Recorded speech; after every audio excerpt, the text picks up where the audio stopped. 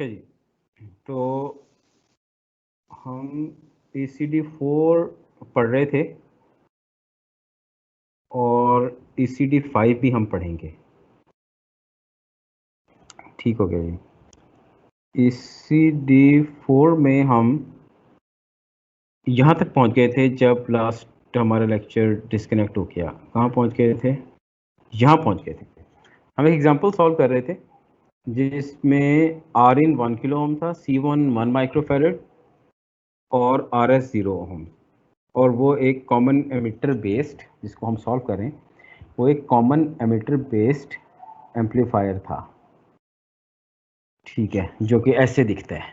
कैसे दिखता है? हमने पढ़ा हुआ है लास्ट कोर्स में, EDC के कोर्स में, और लास्ट लेक्चर में भी पढ़ा था। ये एम्पलीफायर था। इसके लिए जो इम्पिडेंस हमें नज़र आ रही थी यहाँ से,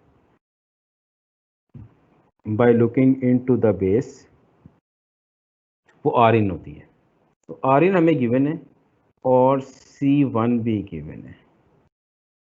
तो हमें फाइंड करना है लोअर कट ऑफ फ्रीक्वेंसी, और हमने लास्ट लेक्चर में ये पढ़ा था कि at lower cut off frequency FCL, at lower cut off frequency क्या चीज़ ट्रू होती है?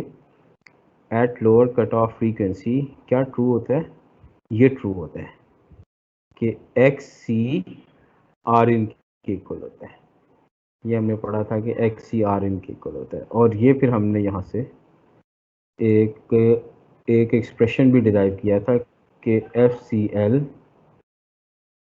1/2 पाई R in टाइम्स C होता है। ठीक है जी, 1/2 पाई times R in times C1 होता है। ये FCL होता है। तो फिर अगर हमारे पास ये R in 1 kilo ohm given हो और C1 1 माइक्रोफैरड हो, तो फिर ये FCL हम 1/2 पाई R in C1 इस फॉर्मूला में पुट करके ये कंप्यूट कर लेते हैं। तो इस तरह से हमारे पास FCL बन गया था 159 हर्ट्ज। और यहाँ से आगे कुछ रह गया था, वो हम पूरा कर लेते हैं। बेस वोल्टेज एट FCL, ये है बेस वोल्टेज। कौन सा था बेस वोल्टेज?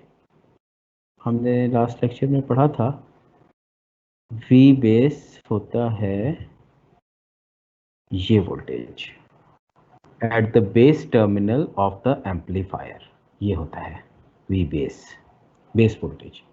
ये किसके इक्वल होता था? इसको हम कंप्यूट करते थे using VDR, voltage divider rule, और एट FCL V बेस होता था 0.707 टाइम्स Vin। ये भी हमने लास्ट लेक्चर में पढ़ा था। तो V बेस हो गया एट FCL 0.707 टाइम्स Vin के इक्वल होता है। ये भी हमने लास्ट लेक्चर में पढ़ लिया था। और AV किसके इक्वल होता है एट FCL? AV होता है 0.707 टाइम्स AV मिड, यानी इस जगह पर जो मिड बैंड का AV था, ये मिड बैंड का AV था।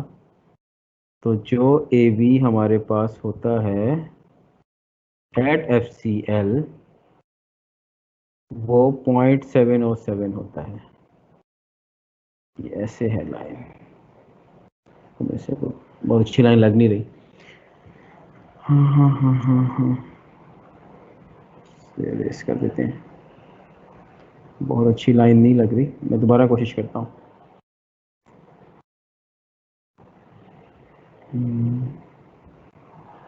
ये मिड बैंड गेन है और ये वो फ्रीक्वेंसी है FCL, lower cut off frequency. तो अगर ये AV है मिड बैंड गेन, तो ये 3 dB डाउन पॉइंट होता है, और इन टर्म्स ऑफ रेशियोज ये 0.707 टाइम्स AV होता है। इस पॉइंट पर गेन 0.707 टाइम्स AV होता है। मिड बैंड वोल्टेज गेन का 70.7% होता है। ये हमारा लास्ट लेक्चर था। और इसके बाद है ECD5। ECD 5 में हम पढ़ने वाले हैं voltage gain roll off at lower frequencies, यानी हम ये बिहेवियर देखने वाले हैं, behaviour of the amplifier for frequencies smaller than FCL।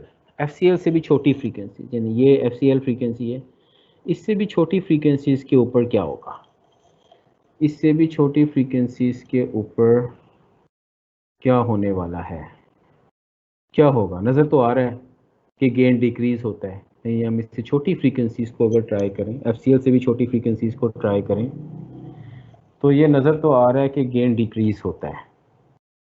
अच्छा जी, अब किस रेट से डिक्रीज होता है, कोई डिक्रीज होने का रेट भी होगा, किस रेट से होता है जी, एक रेट है और उस रेट को रोल ऑफ कहते हैं। वो है कितना भी हम देखते हैं, लेकिन कहते हैं उसको रोल ऑफ है।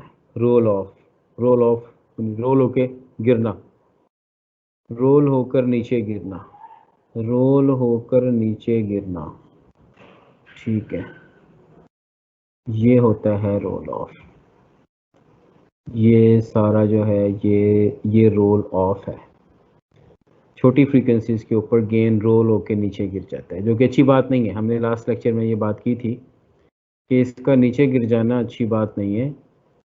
आइडियली स्पीकिंग, इसको from zero frequency, from just greater than zero frequency, zero plus frequencies to frequency, to infinite frequency, infinity frequency is equal to infinity, F is equal to infinity, इसको constant होना चाहिए। लेकिन unfortunately ये constant नहीं होता।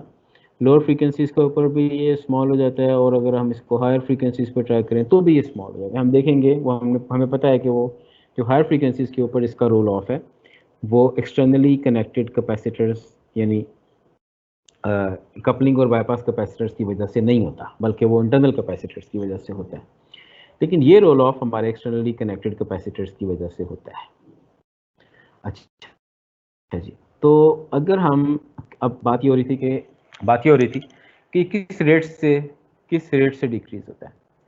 ये for every 10 times decrease in frequency, यानी FCL से नीचे अगर आप 10 गुना फ्रीक्वेंसी कम करते हैं। अगर FCL की वैल्यू थी 1000 हर्ट्ज, 1000 हर्ट्ज FCL था, यानी 1000 हर्ट्ज से नीचे ये रोल ऑफ होता है। यानी 1000 हर्ट्ज के ऊपर जाकर आपका गेन, मिड बैंड गेन का 70.7% या 3 dB डाउन रह जाता है। तो अगर आप FCL से भी 10 टाइम्स नीचे चले जाएं, 10 टाइम्स मतलब 10 गुना नीचे, अगर ये वैल्यू 1000 है, 1000 हर्ट्ज है, तो आप 1000 डिवाइडेड बाय 10 यानी 100 हर्ट्ज पे चले जाएं, 10 गुना नीचे चले जाएं, यहाँ 100 हर्ट्ज पे चले जाएं, फिर कितना गेन होगा। तो for every 10 times decrease in frequency it causes 20 dB reduction in gain. ये रेड जो लिखा है ना, ये रिडक्शन है, मैंने पूरा नहीं लिखा, अगर डॉट लगा दिया, रिडक्शन है, मतलब 20 dB गेन कम हो जाता है। ये हमें कैसे पता लगा कि अगर 10 टाइम्स फ्रीक्वेंसी रिड्यूस करते हैं, FCL से नीचे चले जाएं, 10 टाइम्स फ्रीक्वेंसी रिड्यूस करते हैं तो गेन 20 dB रिड्यूस हो जाता है। ये हमें कैसे पता चला, हाउ, ये हमें पता चला ऐसे। इसको प्रूव करना बहुत आसान है कि ये अप्रॉक्सीमेटली 20 dB डाउन चला जाता है। इसको प्रूव करना बहुत आसान है। इसको प्रूव करने के लिए हमें जाना पड़ेगा अपने लास्ट लेक्चर में, ECD 4 में। ECD 4 में हमने पढ़ा था कि FCL के ऊपर XC1 Rin के इक्वल हो जाता है। ये है ECD 4, ये है ECD 4। यहाँ हमने पढ़ा था कि FCL पे क्या होता है, कहाँ गया,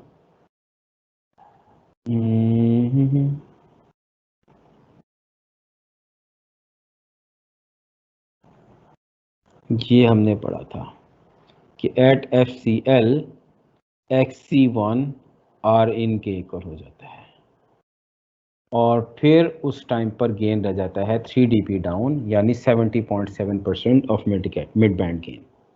ये हमने लास्ट लेक्चर में पढ़ा हुआ है, ECD 4 में पढ़ा हुआ है कि एट FCL, हर फ्रीक्वेंसी पर नहीं, सिर्फ लोअर कट ऑफ फ्रीक्वेंसी पे XC1 Rin के इक्वल हो जाता है। Rin तो कांस्टेंट ही होता है, XC1 चेंज होता है ना फ्रीक्वेंसीज के साथ, फ्रीक्वेंसी वेरी करने से XC1 चेंज होता है, ठीक है ना, XC1 चेंज होता है, Rin तो कांस्टेंट ही होता है। तो वो फ्रीक्वेंसी जिसके ऊपर XC1 Rin के इक्वल हो जाए वही FCL होती है, लोअर कट ऑफ फ्रीक्वेंसी वही होती है। तो इसी पॉइंट को हम यूज़ करके ये प्रूव करने वाले हैं कि for every 10 times decrease in frequency the gain is reduced by 20 dB। ये हमारा स्टार्टिंग पॉइंट है। क्या भला कि XC1 Rin के इक्वल हो जाता है अगर फ्रीक्वेंसी FCL के इक्वल हो जाए। अच्छा जी, आगे चलते हैं। अब अगर आप ऐसी फ्रीक्वेंसी ट्राई करें जो FCL से भी छोटी हो, यानी FCL का डिवाइडेड बाय 10 हो, 0.1 FCL। अगर आप एक ऐसी फ्रीक्वेंसी पे चले जाएं, एक ऐसी फ्रीक्वेंसी पर चले जाएं जो कि FCL से भी 10 गुना छोटी हो, जा सकते हैं, हमें कोई रोक सकता है जाने से, हम चले जाते हैं 0.1 FCL। फिर क्या होगा? फिर XC1 10 टाइम्स बढ़ जाएगा। क्यों बढ़ जाएगा XC1? क्योंकि XC1 किसके इक्वल होता है? XC1 होता है, XC1 is 1/2 pi f और C1 times f times C1। तो आप ये देखें कि ये एक्सप्रेशन हमें ये बता रहा है कि XC1 फ्रीक्वेंसी के साथ इन्वर्सली प्रोपोर्शनल है। तो अब बात बन गई, XC1 फ्रीक्वेंसी के साथ इन्वर्सली प्रोपोर्शनल है, आपने फ्रीक्वेंसी 10 गुना कम कर दी, तो XC1 को क्या होना चाहिए? 10 गुना बढ़ जाना चाहिए, सीधी सी बात है ना। अगर इसको मैं 10 से मल्टीप्लाई करता हूँ, 10 से डिवाइड करता हूँ, f को 10 से डिवाइड करता हूँ, तो वो जो डिनोमिनेटर का 10 है वो ऊपर आ जाएगा, और XC1 10 टाइम्स बढ़ गया। क्योंकि इन्वर्स अगर ये डायरेक्ट होते, अगर ये डायरेक्टली रिलेटेड होते और मैं फ्रीक्वेंसी को डिवाइड बाय 10 करता तो XC भी डिवाइड बाय 10 हो जाता, लेकिन फॉर्चुनेटली या अनफॉर्चुनेटली ये इन्वर्सली प्रोपोर्शनल है। इसलिए फ्रीक्वेंसी को 10 टाइम्स डिक्रीज करने से XC1 10 टाइम्स इंक्रीज हो जाता है, बढ़ जाता है। तो यहाँ तक तो बात सीधी है। उसके बाद भी बात सीधी ही है, उसके बाद भी बात टेढ़ी नहीं है, सीधी ही है। V बेस है Rin over Rin squared plus XC1 squared times Vin। ये कहाँ से आया? ये एक्सप्रेशन, ये भी CD4 से आया है, ये लिखा हुआ है इस CD4 में, लिखा हुआ है V, कहाँ गया, ये है V बेस इज ये Rin over square root of Rin squared plus XC squared times Vin, ये लिखा हुआ है V base is Rin over Rin squared plus XC1 squared whole square root times Vin। अगर इस Vin को यहाँ लाकर divide कर दूँ, ऐसे करके डिवाइडेड बाय Vin कर दूँ, है ना, तो फिर ये यहाँ से ख़त्म हो जाएगा। तो ये V बेस ओवर Vin हो गया ये, और यही हमने यहाँ लिखा हुआ है, V बेस ओवर Vin हो गया Rin over square root of Rin squared plus XC1 squared. अच्छा जी, अब आप पुट करने वाले हैं F.1 FCL, यानी आप कहाँ चले गए? आप चले गए जनाब इस पॉइंट पर, यहाँ पर एक ऐसी फ्रीक्वेंसी की वैल्यू पे चले गए जो FCL से 10 टाइम्स यानी 10 गुना छोटी थी। ठीक हो गया। जब आप यहाँ गए तो एक बात आपको पता है कि आपकी XC1 Rin का 10 टाइम्स हो गई, तो आप क्या करेंगे? आप यहाँ पर XC1 की जगह पर 10 Rin पुट कर देंगे, क्योंकि अब आप एक ऐसी फ्रीक्वेंसी पर हैं जो FCL से 10 टाइम्स कम है। ठीक हो गया जी। तो ये हो गया Rin over square root of Rin squared plus 10 Rin squared. Rin squared common ले लें, ये हो जाएगा 1 प्लस 100 यानी 1/1। Rin से कैंसिल हो गया, और हमारे पास attenuation V base over Vin, जिसका नाम हमने अटेनुएशन रखा हुआ है, उसकी वैल्यू आ गई 0.1। लेकिन ये अटेनुएशन रेशियो में है, हम अगर चाहें तो इसको dBs में लिख सकते हैं। 20 लॉग अटेनुएशन करना पड़ेगा। 10 लॉग क्यों नहीं किया? 20 लॉग क्यों कर दिया? 20 लॉग इसलिए कर दिया क्योंकि 20 लॉग इसलिए कर दिया क्योंकि ये अटेनुएशन वोल्टेजेस की रेशियो है, वोल्टेज गेन है। अगर ये पावर गेन होता तो फिर ये 10 होता, तो ये हो गया जनाब -20 dBs। तो इसका मतलब ये प्रूव हो गया। क्या प्रूव हुआ? ये स्टेटमेंट प्रूव हो गई कि for 10 times decrease in frequency the gain it is reduced by 20%, by 20 dBs, sorry 20 dBs। ये प्रूव हो गया कि for 10 times decrease in frequency the gain is reduced by 20 dBs। ये देखें हमने क्या किया, हमने 10 टाइम्स, ये हमारा स्टार्टिंग पॉइंट था, 10 टाइम्स हमने फ्रीक्वेंसी को कम किया था, उससे XC1 10 टाइम्स इंक्रीज हो गया था। हमने अपने वोल्टेज डिवाइडर बेस्ड फॉर्मूला के अंदर XC1 की नई वैल्यू पुट कर दी जो कि 10 Rin थी, और सॉल्व किया तो रेशो आ गई 0.1, और फिर जब हमने उसके dBs कैलकुलेट किए तो वो बन गए अप्रॉक्सीमेटली -20 dBs। तो हमारी ये स्टेटमेंट जो हमने यहाँ शुरू में बताई थी ये प्रूव हो गई कि 10 टाइम्स फ्रीक्वेंसी डिक्रीज करने से फाइनली गेन 20 dBs रिड्यूस हो गया। इसका एक और मतलब भी है कि गेन कितना रह गया, 0.1। 0.1 अगर इनिशियली 1 था तो 0.1 रह गया, 10 टाइम्स डिक्रीज हो गया। गेन भी 10 टाइम्स डिक्रीज हो गया। 10 टाइम्स डिक्रीज का मतलब -20 dBs। ठीक हो गई।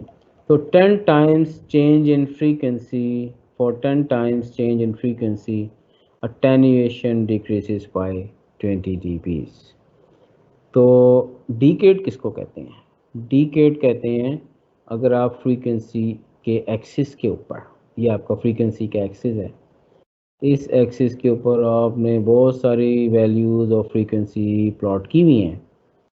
अगर आप 10 टाइम्स आगे चले जाते हैं, यानी आप थे 1 हर्ट्ज़ पर और अब आप चले गए 1 हर्ट्ज़ से आपने जंप किया और आप चले गए 10 हर्ट्ज़ पर, तो ये जो राइज हुआ 1 हर्ट्ज़ से लेकर 10 हर्ट्ज़ तक का, ये एक राइज है, ये 10 टाइम्स राइज है, या दूसरे लफ्ज़ों में ये 1 डिकेड का राइज है। 1 डिकेड, 1 डिकेड का राइज है, 1 डिकेड का राइज है। ठीक है जी। और अगर आप वाइस वर्सा कर लें, यानी आप 10 हर्ट्ज़ से जंप करके 1 हर्ट्ज़ पे आ गए, तो फिर ये 1 डिकेड का फॉल है। तो अगर आप इधर को गए तो 1 डिकेड राइज है, इधर को वापस आ गए तो ये 1 डिकेड का फॉल है। 10 टाइम्स चेंज इन फ्रीक्वेंसीज। और 10 टाइम्स चेंज में हमने देखा है कि अगर हम 10 टाइम्स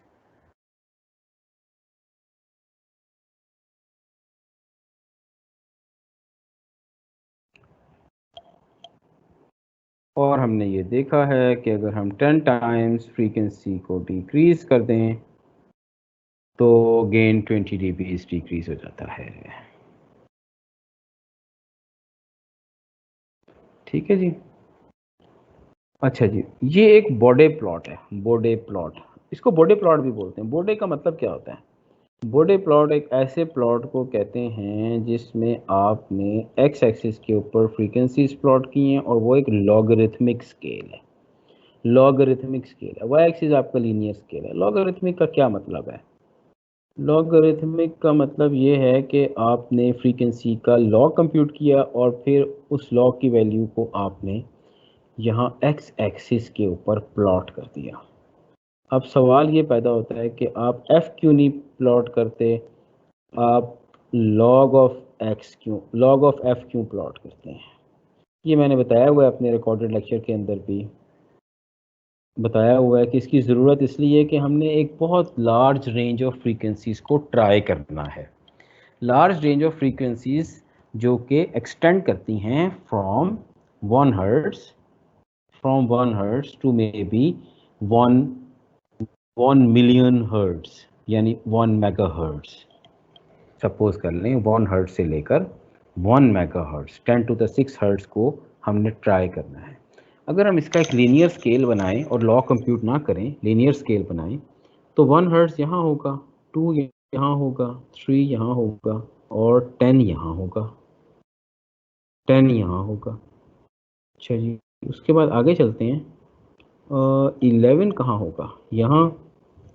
अब मैं 100 ट्राई करना चाहता हूँ। 12 यहाँ होगा, 13 यहाँ होगा, ओहो 20 कहीं यहाँ होगा, 100 तो कहीं स्क्रीन से बाहर होगा। अब मैं 1000 भी ट्राई करना चाहता हूँ, तो 101, 102, 103, तो मेरे लिए बड़ी मुश्किल हो जाएगी। तो जब आपने एक बहुत लार्ज रेंज ऑफ किसी वेरिएबल की वैल्यूज़ की बहुत लार्ज रेंज प्लॉट करनी हो, तो आप लॉग कंप्यूट कर लेते हैं। लॉग का क्या फ़ायदा होता है? लॉग ऑफ 1 होता है 0, लॉग ऑफ 10 होता है 1, लॉग ऑफ 100 होता है 2। तो आपका प्लॉट कैसे बन जाएगा? 0, एक्स एक्सिस की वैल्यू होगी 0, मतलब 1 हर्ट्ज। 1 मतलब 10 हर्ट्ज। 2 मतलब 100 हर्ट्ज। 3 मतलब 1000 हर्ट्ज। 4 मतलब 10,000 हर्ट्ज। 5 मतलब 100,000, 1,00,000 hertz. 6 1 million hertz, 1 megahertz, 10 to the 6, 10 lakh hertz. 7 10 million hertz, 10 megahertz. 8 100 megahertz. 9 1 gigahertz. तो ये 1 हर्ट्ज है और ये 1 गीगाहर्ट्ज है। तो इतने से स्केल पर आपने 1 हर्ट्ज से लेके 1 गीगाहर्ट्ज तक का रिस्पांस देख लिया, जो कि अदरवाइज लीनियर स्केल के ऊपर हमारे लिए पॉसिबल नहीं था। 1 गीगा तक पहुंचते पहुंचते तो हम पता नहीं कहाँ के कहाँ पहुंच जाते। तो इसलिए 1 गीगाहर्ट्ज 1 हर्ट्ज से लेकर 1 गीगाहर्ट्ज तक का रिस्पांस हमने देख लिया। तो इसलिए हमें ये लॉगरिथमिक स्केल चाहिए होता है। ये लॉगरिथमिक स्केल हमें चाहिए होता है।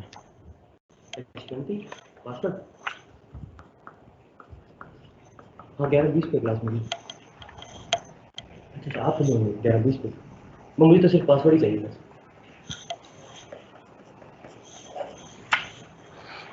अच्छा, तो 1 गीगाहर्ट्ज तक के प्लॉट्स हमने बना लिए। इसका मतलब ये है कि 1 गीगाहर्ट्ज तक हम ये एक्स एक्सिस के ऊपर ये 1 गीगाहर्ट्ज, ये 0 हर्ट्ज, और हम इसके ऊपर ऐसे करके एक फ्रीक्वेंसी रिस्पांस बना सकते हैं। ठीक है, ऐसे फ्रीक्वेंसी रिस्पांस बन सकते हैं। तो ये इसका फ़ायदा है। जबकि जो गेन वाला एक्सिस है यानी बाय एक्सिस, इसको लॉगरिथमिक करने की ज़रूरत नहीं है, ये लीनियर ही है। तो ऐसे ग्राफ्स को सेमी लॉग भी कहते हैं, सेमी लॉग ग्राफ भी कहते हैं। सेमी का मतलब होता है थोड़ा सा लॉग थोड़ा सा लीनियर। सेमी मतलब कुछ जिस तरह सेमीकंडक्टर्स, कुछ कंडक्टर्स कुछ इंसुलेटर्स दरमियान में, तो ये सेमी लॉग है। एक एक्सिस लॉगरिथमिक है, एक एक्सिस लीनियर है। लॉगरिथमिक की ज़रूरत क्यों पड़ती है? मैंने बताया ना, लॉगरिथमिक की ज़रूरत इसलिए पड़ती है क्योंकि लॉगरिथमिक की ज़रूरत इसलिए पड़ती है क्योंकि हमें एक बहुत लार्ज रेंज ऑफ फ्रीक्वेंसीज को ट्राई करना होता है। अगर हमें ऐसा ना करना हो फिर हमें लॉगरिथमिक की ज़रूरत नहीं है। अच्छा जी, ऑक्टेव फिर एक और टर्म, जिस तरह हम डिकेड की टर्म यूज़ करते हैं, बिल्कुल उसी तरह से हम एक सिमिलर टर्म यूज़ कर सकते हैं, उसका नाम है ऑक्टेव। डिकेड का मतलब है 10 times change in frequency. 1 decade rise भी हो सकता है, 1 डिकेड फॉल भी हो सकता है। 1 डिकेड राइज का मतलब है 10 times increase in frequency, 10 time 1 decade fall का मतलब है 10 टाइम्स डिक्रीज इन फ्रीक्वेंसी। जबकि ऑक्टेव का क्या मतलब है? 1 ऑक्टेव इंक्रीज का मतलब है डबलिंग द फ्रीक्वेंसी। मतलब अगर आपने, ये मैंने एग्जांपल दी हुई है नीचे, कि अगर आपने 100 हर्ट्ज से स्टार्ट किया तो अगर आप फ्रीक्वेंसी को डबल कर दें तो वो आपका 1 ऑक्टेव राइज है। अगर आपने 200 से स्टार्ट किया, आप वापस 100 पे चले गए तो वो 1 ऑक्टेव फॉल है। या आपने 100 से स्टार्ट किया वापस 50 पे चले गए तो वो भी 1 ऑक्टेव फॉल है।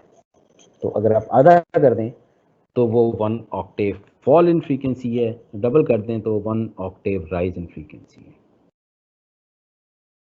ठीक हो गया जी। तो 1, जिस तरह मैंने यहाँ एग्जांपल में लिखा है कि from going from 100 hertz to 200 hertz is 1, ये इन नहीं है, ये इज है, is 1 octave rise in frequency. फिर एक होमवर्क है बच्चों के लिए, वो ये कि अभी हमने ऊपर एक voltage divider rule based formula से ये प्रूव किया है कि 10 टाइम्स राइज इन फ्रीक्वेंसी का मतलब होता है, 10 टाइम्स फॉल इन फ्रीक्वेंसी का मतलब होता है 20 dB फॉल इन 20 dB पर डिकेड। ऑक्टेव के केस में क्या होगा, वो 6 dB है। यानी अगर आप फ्रीक्वेंसी को डबल कर दें, इंस्टेड ऑफ कि आप उसको 10 टाइम्स करें, अगर आप सिर्फ डबल कर देते हैं तो जो फॉल है वो 6 dB रह जाता है बजाय 20 dB के। तो ये आप प्रूव कर सकते हैं किस तरह से, बिल्कुल इस तरह से जिस तरह मैंने यहाँ पर ये किया है, बिल्कुल इस तरह से ही प्रूव कर सकते हैं। तो आप घर में इसको ट्राई कर सकते हैं, ये आपका होमवर्क है। तो ये अप्रॉक्सीमेटली 6 dB पर डिकेड ही आएगा, सॉरी 6 dB पर ऑक्टेव ही आएगा। तो 20 dB पर decade in 10 times decrease in frequency gain को 20 dB डिक्रीज कर देती है। अगर आप फ्रीक्वेंसी को हाफ कर दें, आधा कर दें, तो गेन 6 dB कम हो जाएगा बिलो FCL। लेकिन ये बिलो FCL है। अब जनाब आखिरी चीज़ ये है आज के लेक्चर की कि हमें AV गिवन है एक एम्पलीफायर के लिए, एक कॉमन एमिटर एम्पलीफायर है, उसका AV गिवन है, mid band gain AV mid band given है, वो 100 है, मतलब यहाँ पर है 100 उसका AV गिवन है। 100 गेन है रेशियो, मतलब आउटपुट ओवर इनपुट, ठीक है, आउटपुट ओवर इनपुट ये रेशियो है। तो output voltage divide by input voltage. अगर आप इसको dBs में रिप्रेजेंट करें, अब क्वेश्चन पूछने वाले ने dBs नहीं बताया हुआ, लेकिन आप तो लिख सकते हैं ना 20 log ऑफ AV से dBs बन जाते हैं। तो 20 log ऑफ 100 का लॉग होगा 10 सॉरी 100 का लॉग होगा 2 टाइम्स 20, ये हो गया 40 dB। तो 40 dB इसका गेन है, चाहे आप उसको 100 कह लें या 40 dB कह लें, बात एक ही है। ठीक है जी, वोल्टेज गेन 100 कह लें रेशो के तौर पर, या dBs में उसको 40 dBs कह लें, बात एक ही है। ये है आपका मिड बैंड गेन एक एम्पलीफायर का। अब आपसे 3 चीज़ें पूछी गई हैं, आप AV बता दें एट FCL। ये FCL है, आपको पता है, हमने लास्ट लेक्चर में भी पढ़ा था कि FCL lower cut off frequency के ऊपर गेन होता है 0.707 times the mid band gain AV, या अगर dBs में बात करें तो यानी इसका मतलब हुआ कि ये हो गया 70.7, 100 से मल्टीप्लाई करेंगे तो 70.7 गेन होगा FCL के ऊपर 70.7 गेन। और अगर dBs में बात करें तो 3 dB डाउन होता है, ये हमने पढ़ा हुआ है लास्ट लेक्चर में। 3 dB डाउन, 40 से 3 dB डाउन जाएं तो कितना हो गया, 40 माइनस 3 37 dB। तो ये 37 dB होगा या 70.7 होगा, कहाँ पर, eight FCL।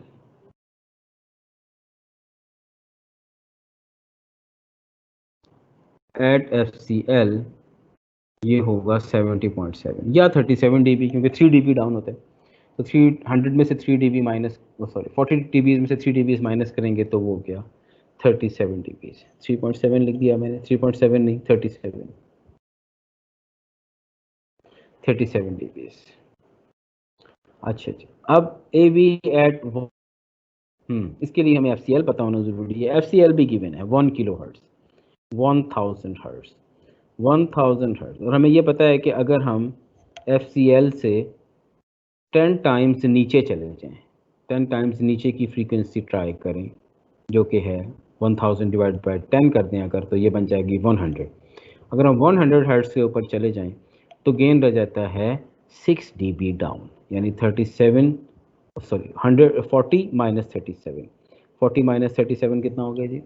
40 minus 40 minus 20 dB down हो जाता है, ये हमने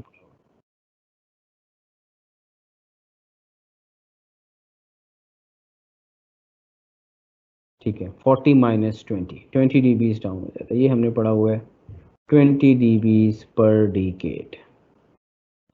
For every 10 times decrease in frequency beneath FCL, the gain reduces by 20 dB.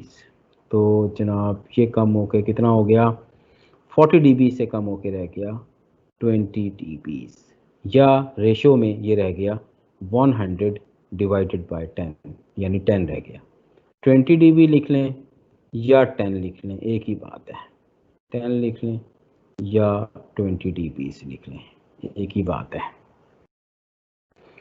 और 10 हर्ट्ज पे कितना होगा? मतलब फर्दर 10 चले जाएं, फर्दर 10 डिक्रीज कर दें, फर्दर 10 टाइम्स नीचे चले जाएं, सॉरी 10 टाइम्स नीचे चले जाएं, तो ये 10 रह गया। तो गेन फर्दर 20 dB, 20 माइनस 20 0, तो 0 dB रह गया। या रेशोज में ये तो हो गया 20 dB हो गया, dBs में 20 dB 0 dB रह गया। या अगर रेशो की बात करें तो 10 डिवाइडेड बाय 10, यानी ये 1 हो गया।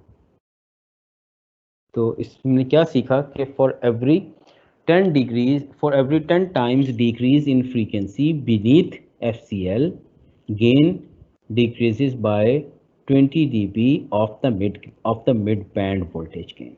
मिड बैंड वोल्टेज गेन से 20 dB कम हो जाता है। और अगर फर्दर 10 टाइम्स नीचे चले जाएं, जिस तरह के हम यहाँ चले गए, तो 20 dB फर्दर रिड्यूस हो जाता है। तो 20 में से 20 माइनस किए तो 0 ही हो गया। यहाँ पर जनाब ख़त्म हो गया हमारा लेक्चर नंबर 5। अभी हमारे पास हैं 12 मिनट्स, तो कोई क्वेश्चंस पूछें आप लोग। जी जनाब, क्वेश्चंस, बच्चा लोग क्वेश्चंस पूछें। I am inviting questions.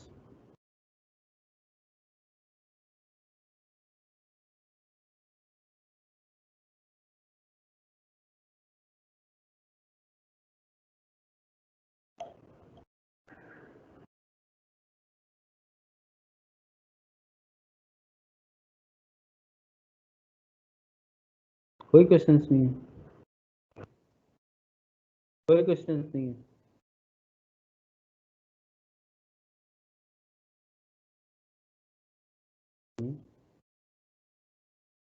नहीं पूछ रहे बच्चे क्वेश्चंस? ना पूछो।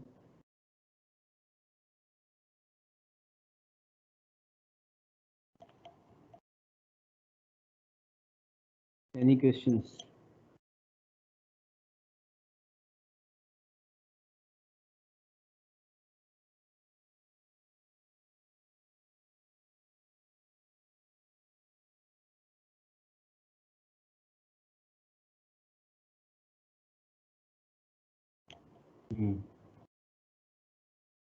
Any questions?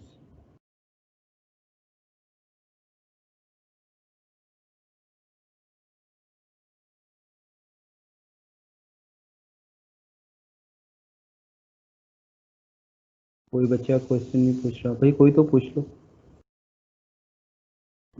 एक आया है। नो सर, सब फिट समझ आ गया, वेरी गुड। और कोई बच्चा? चलें ठीक है। कितने हैं सीआर साहब? How many students attended today? CR साहब और जीआर साहिबा।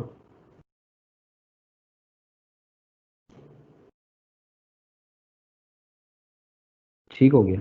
चलें ठीक है, फिर नेक्स्ट क्लास में मिलते हैं। Okay, thank you.